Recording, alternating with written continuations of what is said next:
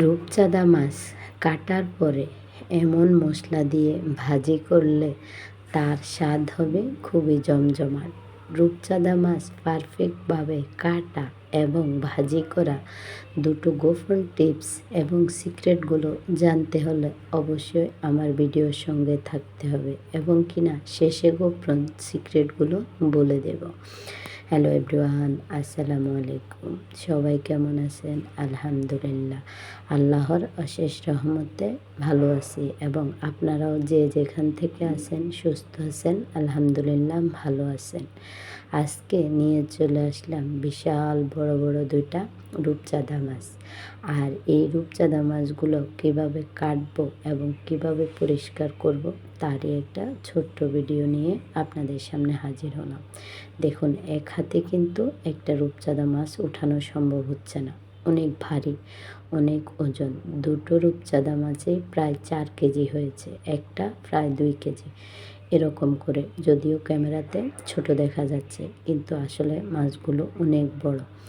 আর এই রূপচাঁদা মাছগুলো কিভাবে কাটলাম এবং কিভাবে পরিষ্কার করলাম জানতে হলে পুরো ভিডিওর সঙ্গেই থাকুন। যারা এখন পর্যন্ত এসে গেছেন, ছোট্ট একটা লাইক দিতে ভুলে গেছেন, অবশ্যই লাইক দিয়ে নেবেন।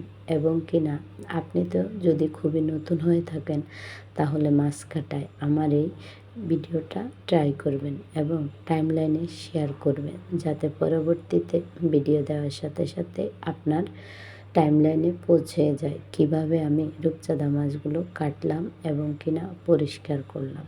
দেখুন, প্রথমত সবগুলো আঁশটা এইভাবে একটা মাছ কাটানোর নিয়ে কিন্তু আমি সেগুলোকে আঁশটাগুলো সবগুলো ছাড়িয়ে নিলাম, ঠিক সেম এভাবে।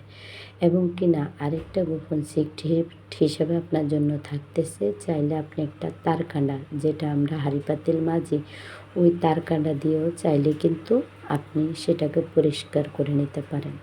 মাছগুলো অলরেডি কাটা শেষ এবং কিনা সেগুলোকে ভালো করে পরিষ্কার করে নিচ্ছি। যেহেতু অনেক বড় বড় মাছ, সেই মাছগুলোতে অনেক পরিমাণ তেল হয়েছে এবং কেটে ধুয়ে পরিষ্কার করে এক ঝলক আপনাদের সামনে একটু দেখিয়ে দিচ্ছি যে কতগুলো মাছ হয়েছে আর কেমনভাবে কাটছি, তা তো আপনারা দেখতেই পারছেন।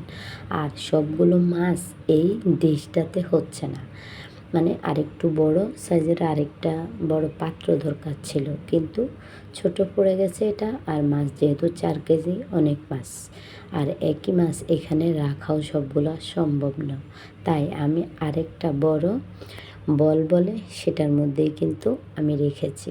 অর্ধেক এই জায়গায় একটু সাজিয়ে আপনাদেরকে দেখিয়ে দিলাম মাছগুলো কেমন হয়েছে বা দেখতে কতটা সুন্দর হয়েছে।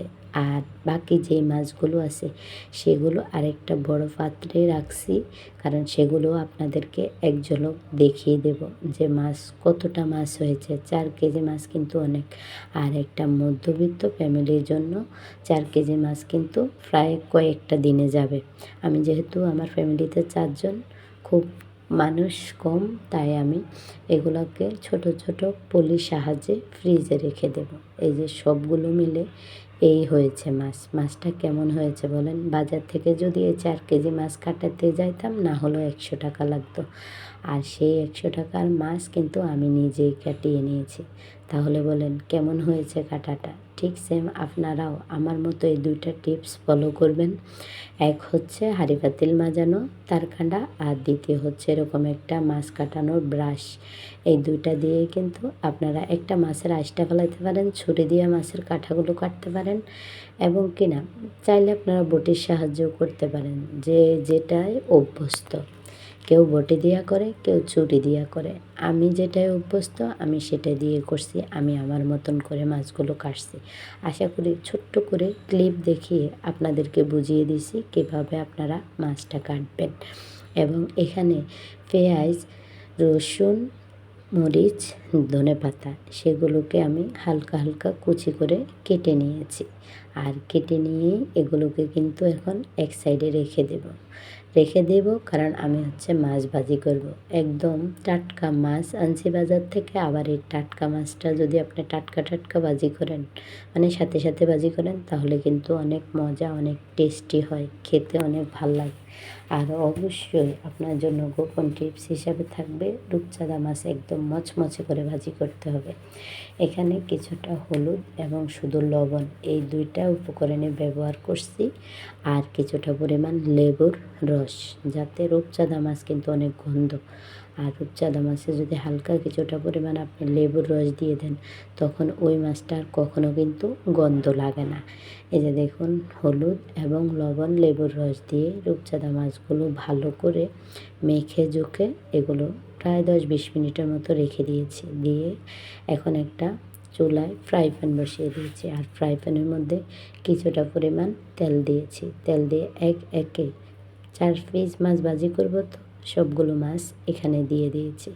আর মাছগুলোকে ভালো করে কড়কড়া করে ভাজি করে নেব। এক পাট ভাজা শেষ, এখন অপোজিট পাশটাকে আমি উল্টিয়ে দিচ্ছি, যাতে এই যে দেখুন কালারটা কেমন আসছে। অবশ্যই পুড়ে যাবে না, এরকম কালার রাখতে হবে আপনাকে। আর লেবুর রস দিলে তো তার কোনো গন্ধ থাকে না, আশপাশে ঘ্রাণে আপনার মুচমুচে ঘ্রাণ আসবে মাছটার। এরকমভাবে ভাজি করলে জিভে জল আসবে। বাচ্চা হইতে বড়, ছোট হইতে সকলে আপনার বিগ ফ্যান হয়ে যাবে। অবশ্যই মাছটাকে সেম সিস্টেম, সেম আকৃতি এবং সেম সিক্রেটগুলো আপনি ব্যবহার করবেন, তাহলে মাছ ভাজা একদম পারফেক্ট হবে। দেখুন এখানে মাছগুলো উঠিয়ে নিয়ে এখন আবার পেঁয়াজ, মরিচ এবং কিনা রসুন কুচানোগুলো দিয়ে দিয়েছি। আবার কিছুটা পরিমাণ অফ ক্যামেরায় কিন্তু তেলও দিয়েছি। আর এখানে একে হলুদ, মরিচ, লবণ, জিরার গুঁড়ো, ধনিয়ার গুঁড়ো সবগুলো উপকরণ ব্যবহার করছি, কিন্তু এখানে আর লেবুর রসটা লাগবে না, যেহেতু লেবুর রসটা মাছ ভাজার সময় দিয়ে দিয়েছি। এই যে দেখুন বাদামি কালার হয়ে আসছে পেঁয়াজ কাঁচামরিচগুলো, এখন কিন্তু মাছগুলো দিয়ে দিচ্ছি। আর মাছগুলো দিয়ে এভাবে ঠিক ভালোভাবে নাড়াচাড়া করব। দেশ এবং দেশের বাইরে যে যেখান থেকে আজকে আমার এই ভিডিওটা দেখতেছেন আপনাদেরকে অসংখ্য ধন্যবাদ।